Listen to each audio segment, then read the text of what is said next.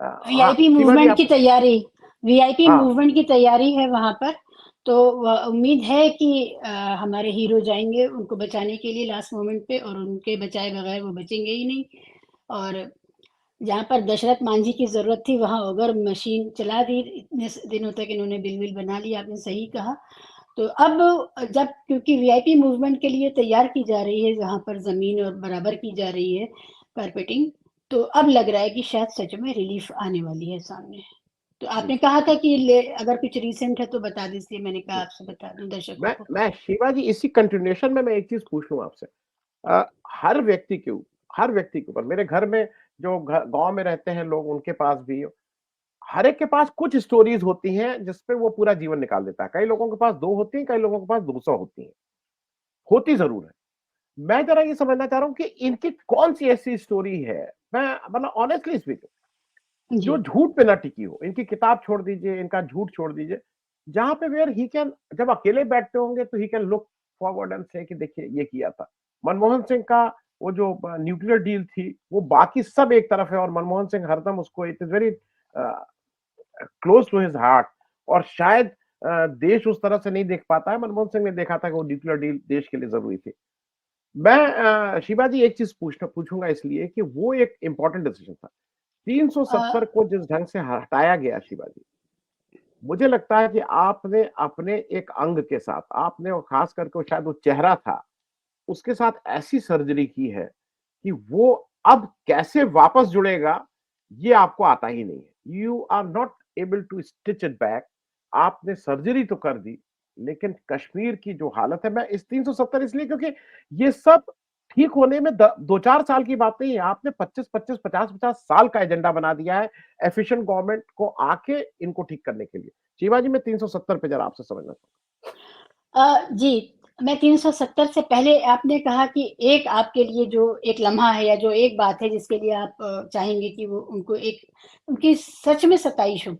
मुझे लगता है, मैं बहुत ईमानदारी से आपसे बात कहती हूँ कि जो मुझे खुशी हुई थी मोदी साहब के एक फैसले से, वो जब उन्होंने बांग्लादेश के साथ सीमा विवाद खत्म किया था। हालांकि उसकी पीछे उनके पूंजीपति दोस्तों के प्रोजेक्ट्स थे वहां पर, इसमें कोई शक नहीं, लेकिन वो किसी भी वजह से हुआ हो, आज कम से कम बांग्लादेश भारत सीमा पर जो लगातार इन्फिल्ट्रेशन की और मुठभेड़ की और बीएसएफ की जो कहानियां आती थी वो बंद हो गई हैं। मैं इसके लिए, मुझे ये लगता है मेरे लिए उनका एक हाई पॉइंट ये रहेगा कि उन्होंने, कारण जो भी रहा हो, इस मामले को निपटा करके हमारे जो जवान वहां फंसे हुए थे, और जो वहां ह्यूमन राइट्स वायलेशन और एक्सट्रीम ह्यूमन राइट वायलेशन हो रहे थे, क्योंकि बीएसएफ के वहां के डीआईजी वगैरह से मेरी जान पहचान रही, क्योंकि मैं एज अ जेंडर ट्रेनर भी वहां जाती रही फैकल्टी के तौर पर, मुझे पता है कि वहां एक्सट्रीम ह्यूमन राइट्स वायलेशन होते थे और महिलाओं के साथ, और क्योंकि वो गरीब लोग थे, उन लोगों का जिस तरह का इन्फिल्ट्रेशन था आर्थिक कारणों की वजह से वगैरह। तो मुझे लगता है कि ये बात ईमानदारी से करने की है कि यहाँ पर उन्होंने एक अच्छा कदम उठाया, और उस जो एक धीमा नासूर था देश में, उसको उन्होंने खत्म किया। और आपने भी गौर किया होगा, अब उस तरफ से कोई झगड़े की बात नहीं आती सामने। एक चीज, जहां तक 370 का सवाल है, आनंद जी, मैं बहुत क्रिटिकल रही हूँ। जो कश्मीर का जो पॉलिटिकल एलीट है, जो रूलिंग एलीट रहा है, उसके बारे में मैं बहुत क्रिटिकल रही हूँ। उन्होंने 370 का इस्तेमाल खुद को हर तरह की अकाउंटेबिलिटी से ऊपर बनाए रखने के लिए किया। 370 लोगों के काम कितना आ रही थी, इसका जायजा अभी लेना बाकी है।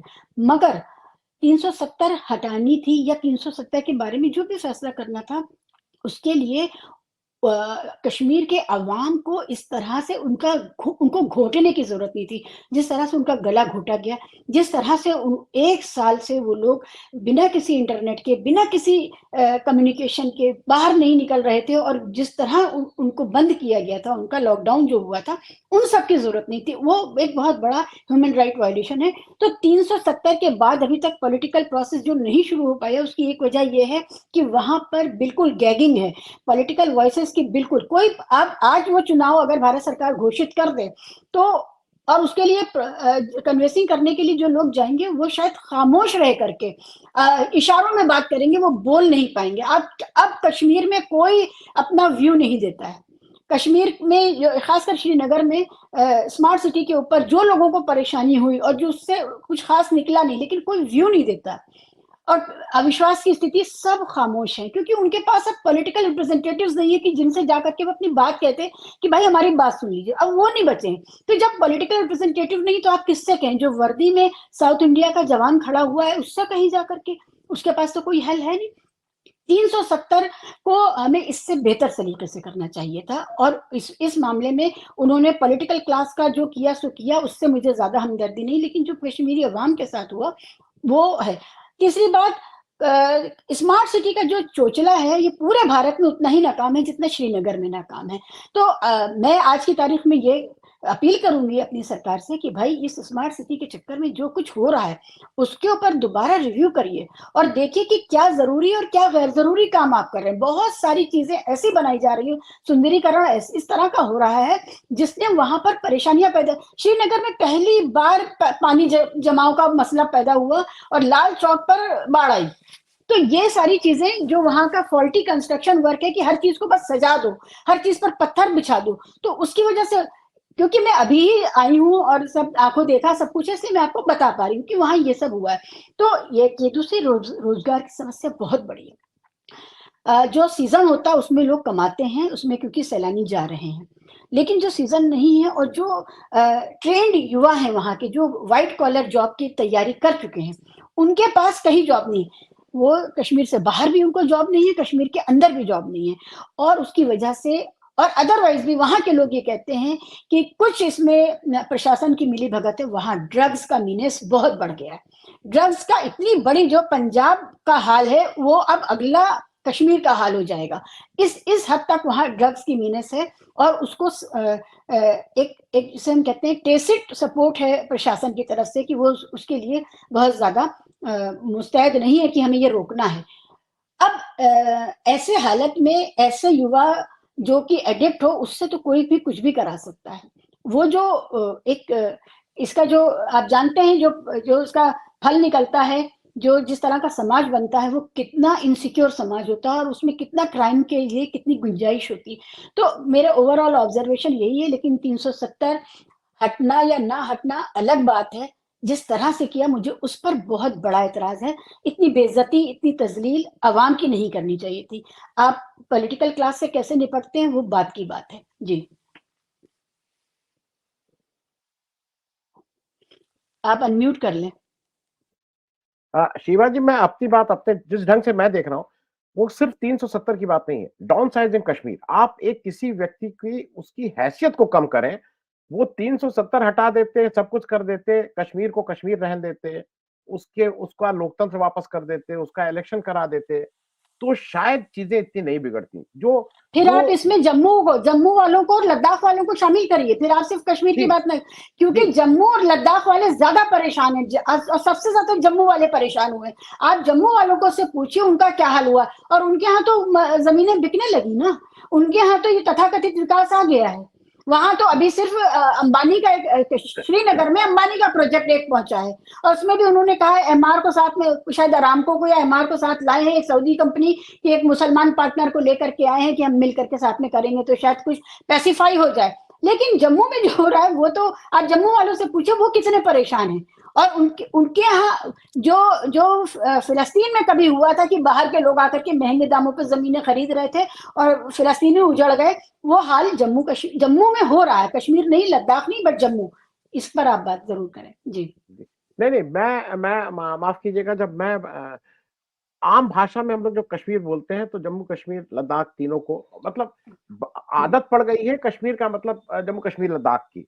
और आज की तारीख में जो भारतीय जनता पार्टी को लगता था ना कि जम्मू उनका बहुत सेफ सीट है, मैं खुद गया हूं, आज अगर केवल जम्मू में इलेक्शन करा दें तो यस मैं बड़ी बात नहीं कह रहा हूं, वहां से बीजेपी की जीतना मुश्किल है। वहां के लोग, वहां के सरदार लोगों से मैं, वो सब परेशान है भाई। वो कह रहे हैं कि ये जो सरदार हम हैं, ये जो कश्मीर और जम्मू के सरदार हैं, जो जम्मू और कश्मीर के हिंदू हैं, वो आपके हिंदुओं से फर्क हिंदू हैं। वो आपकी और उनकी प्रैक्टिसेस अलग है, उनकी समस्याएं अलग है, वो अलग ढंग से डोगरा उनके। समाज जम्मू का जो डोगरा समाज है, उनके जो लोकल लीडर्स हैं, आप उनसे बात करके देखिए। वो अच्छा, एक बात ये हुई है कि वो कोई भी धरना प्रदर्शन या बातचीत करते हैं, हमारा मीडिया दिखाता नहीं है, तो हमारे लोगों को पता नहीं। यही हाल लद्दाख का हुआ है। लद्दाख में भी इसी तरह का अब भावना पनप गई है कि हमें बाइफरकेशन ट्राइफरकेशन से सबसे ज्यादा नुकसान में हम रहे हैं, लद्दाख वाले ये कहते हैं। तो श्रीनगर का तो मैंने आपको बताया, जैसा बताया, क्योंकि वहां तो कोई आवाज ही नहीं निकालता, वहां बिल्कुल खामोशी है। लेकिन बाकी सब जगह का अगर आप देखें तो वहां आवाजें भी निकाली जा रही, लेकिन उनको कोई रिपोर्ट नहीं करता। लद्दाख का भी उतना ही खराब हाल है। और अभी निकाय चुनाव में आपने देख लिया, उन्होंने रिजेक्ट किया है, लद्दाख ने रिजेक्ट कर दिया है बीजेपी को। जी, मैं एक जगह का नाम नहीं लेना चाह रहा था, एक व्यक्ति का। सुनील जी, जब मैं जम्मू गया था पिछले जनवरी 2023 में, भारत जोड़ो यात्रा थी, और हम आपको ईमानदारी से बताएं, ये कोई 22-23 जनवरी की बात है। जम्मू में जब राहुल गांधी की भारत जोड़ो यात्रा एंटर की है, उससे पहले उम्मीद नहीं थी। अनप्रेसिडेंट भीड़ थी। वो शायद कई लाखों लोग आए थे, और उसमें से एक भी कांग्रेस वर्कर नहीं था। मैं आपको फिर बता दूं, कोई कांग्रेस का, लेकिन लोगों को लग रहा था कि शायद एक कोई उम्मीद आई है, और वो भाग के आ रहे थे। सुनील जी, मेरा एक ज्यादा स्ट्रॉन्ग चीज ये है कि मैं थोड़ा उस पर भी शिवा जी किसी और दिन बात कर लेंगे। आपने बांग्लादेश के साथ ही किया, बहुत अच्छा किया, लेकिन क्या आज आपका बांग्लादेश सबसे खास दोस्त रह गया है कि वो चीन की तरफ आपने उसको ठेल दिया? देखिए, ये चीजें कंपैरेटिवली उसमें है। आप देखिए, सीए एनआरसी में बांग्लादेश के विदेश मंत्री ने बाकायदा कहा था कि आप हमें, अमित शाह साहब, हमें लिस्ट दीजिए, हम एक एक आदमी अपना वापस बुलाएंगे। एक आदमी की लिस्ट नहीं दे पाया भारत। तो ये जो सीए एनआरसी का इतना बड़ा वितंडा जो खड़ा किया गया, और अपने ही देश के लोगों को सताया गया, और उनको अंदर डाल दिया गया, और उनको इनसिक्योर किया गया, कितने लोग मर गए। ऐसे आपने तो अपने ही लोगों के साथ जुल्म किया, अपने देशवासियों के साथ, और उसमें असम के हिंदू मुसलमान सब शामिल हैं, ये नहीं कि सिर्फ मुसलमान ही थे। तो बांग्लादेश ने तो चैलेंज कर दिया था हमें। और ये सीए एनआरसी पे जिस तरह से मुंह खोल के बात कर रहे थे, उससे इन्होंने अपने डिप्लोमेटिक रिलेशंस को अफेक्ट कर दिया। शिवा जी कुछ कह रहे थे। शिवा जी, बहुत संक्षेप में, फिर मैं मीनू जी से लास्ट कमेंट लेना।